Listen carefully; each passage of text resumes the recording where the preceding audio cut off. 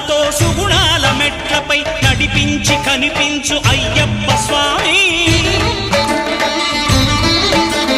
మకర సంక్రాంతి సజ్జోతివై అరుదెంచి మహిమలను చూపించు మణికంఠ స్వామి. కర్మబంధము బాపు ధర్మశాస్త్ర